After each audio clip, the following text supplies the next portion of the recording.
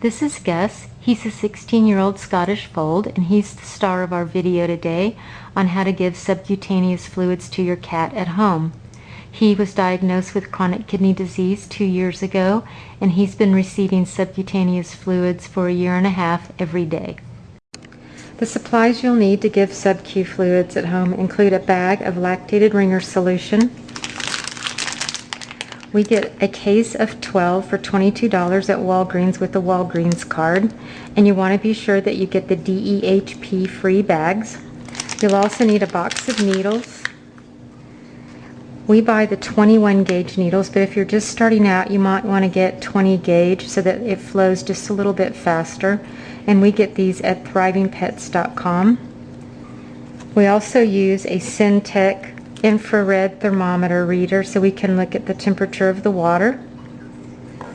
And you need IV administration line, and you'll need to get the type of line that fits the bag. So if you're buying B-Bron bags, you need to get the B-Bron lines, and if you're buying Hospira bags, you need to get the Hospira lines and get the DEHP free lines. We also get the lines at thrivingpets.com. When you first take the line out of the bag, the roller ball will be far up on the bag, on the line. So you need to make sure it's open and then push it down towards the needle end so it will be easily accessed when you need to open and close it after you're giving fluids. Then be sure that you close it so that when you spike the bag, that no fluids go through.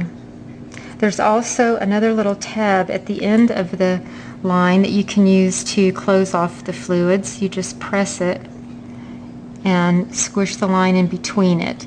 We prefer to use the roller ball, but either method works. The bag is encased in a plastic protective bag, and you want to be sure when you open it that you carefully cut so that you don't cut into the bag. Once you get the bag out of the protective bag, then you want to be sure that you squeeze it and make sure that there aren't any leaks. And then the next thing you need to do is to spike the bag, which is putting the IV administration line into the bag. So on the end of the bag, there's one little tube. It has a plastic top on it that you want to take off. And you can discard that. Then you take the end of the IV line, and there's usually a cap on it, so pull the cap off and then put it into the tube. You do have to exert some pressure, and twisting it also helps. Once you spike the bag, you can see how it goes in up to a little groove that's on the spike that you put in the bag. And you're ready to warm the fluids now, if you choose. You don't have to warm the fluids, but it makes it a little bit more comfortable for the cat. We just have a little bread loaf pan, and we fill it with pretty warm water, especially when the bag is full. As the bag gets emptier each time you give fluids, then it warms the fluids a lot faster if the water's hot, so you have to be very careful. So fill your pan with water and be sure that the IV end of the line is up so that you don't take any chance of getting any water into the bag. When it's done warming, you want to take it out of the pan that you're warming it in, and you want to turn it upside down several times in order to mix the water so it mixes the temperature. Then you use the infrared thermometer to shoot the bag and determine the temperature. A cat's body temperature is about 102.5. We usually give Gus his fluids at about 96 to 98 degrees Fahrenheit. That's plenty warm for him. It's good to find a quiet area to give your cat fluids. And we have a little condo that is about chest height. It looks out over a courtyard so Gus can watch the birds. We also invested about $35 in an IV stand that we got at a medical supply store. That makes it much easier to hang the bag and to administer the fluids, but you can also take a coat hanger and hang the fluid bag from the top of a closet or a cabinet or any kind of a door.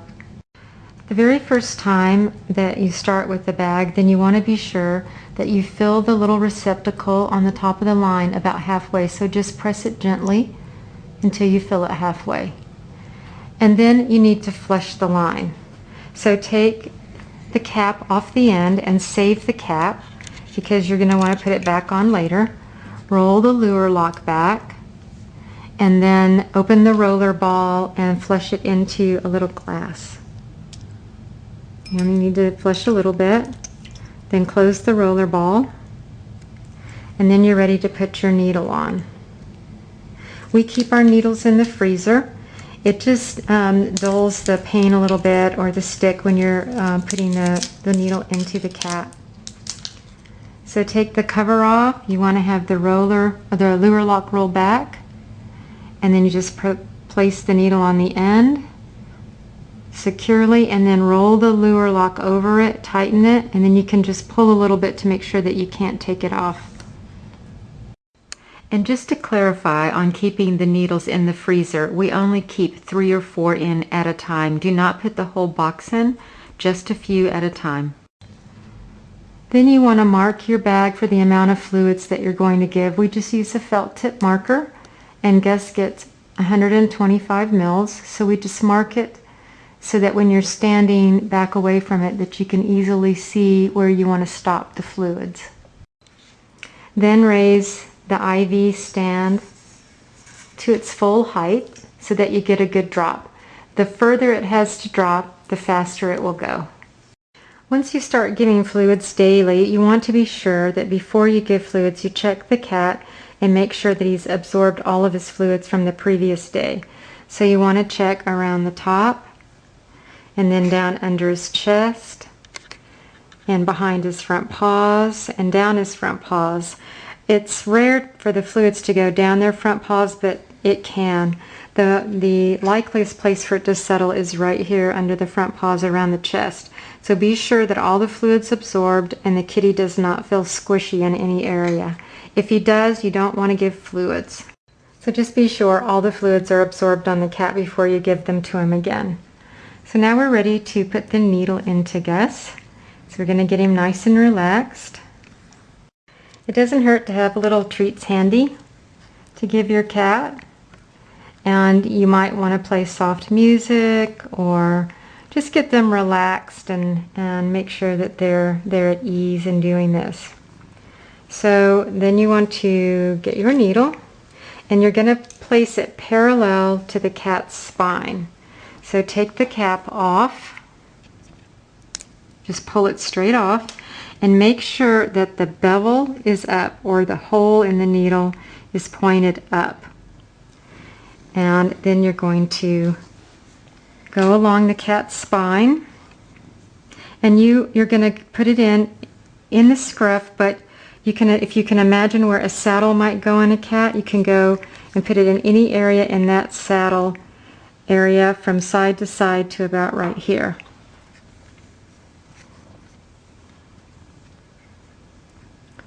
So he's going to lift the scruff, make a tent, find an indentation, and then gently put the needle in parallel to the cat's spine. You want to put it to the lower part of the tent. Nice and easy, nice and smooth. But you want to be sure that you don't stall as you're putting it in. You want to put it in fairly quickly, very smoothly, and then hold it into place. And turn the fluids on with the roller ball to start it going. So in summary, put the needle in parallel to the spine. Do not put it in at a 45-degree angle, or you risk puncturing the muscle. And you'll feel just a little bit of resistance, then it will go through the skin and then stop. You only want the needle in as far as the bevel. If you accidentally push it through further than that, then you risk pushing it out through the other side of the skin. So just a little resistance, and then stop and make sure that it's in past the bevel. When you start out giving fluids, you might want to use 2 people until your cat gets used to it. But we are to the point with Gus that it only takes one of us to give fluids. And if you find that it's not dripping quickly enough, then you can gently roll the needle just a little bit back and forth to get it to drip a little bit faster. And this is about the rate of speed that you want for it to drip. Fairly quick. You can also give your kitty more treats while you're giving fluids. Just talk to him. Gus likes to purr and talk, and we just love on him. He doesn't mind getting his fluids. And it's a good time for bonding. It's just something that we can do quietly together. And you might be able to hear him purring. When we give Gus fluids daily, we alternate sides. So one day we'll do it on the left, the next day on the right, and we may do one day in the center. So you want to keep moving the side around a little bit so that they don't form any scar tissue. You can see how relaxed Gus is with this.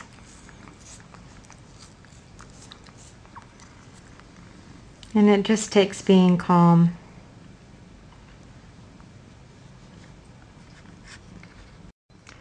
When you're finished, then turn the fluids off by the roller ball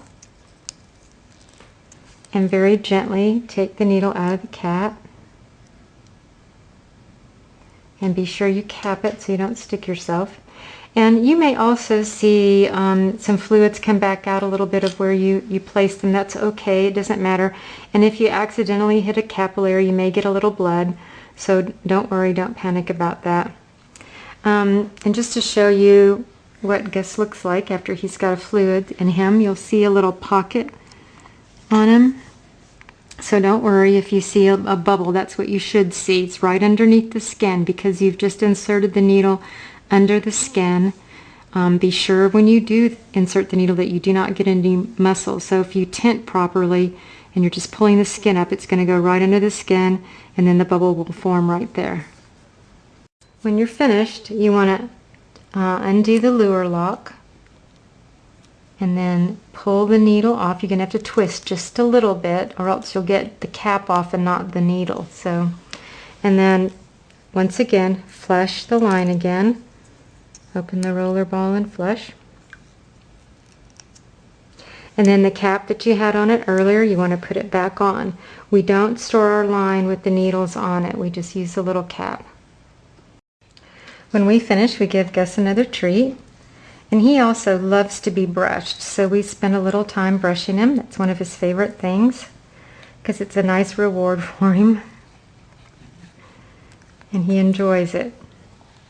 So just spend the time relaxing with the cat and giving him a little extra attention for being really good. So we thank the star of our show today, and we hope that this has been helpful in teaching you how to give subcutaneous fluids to your cat at home.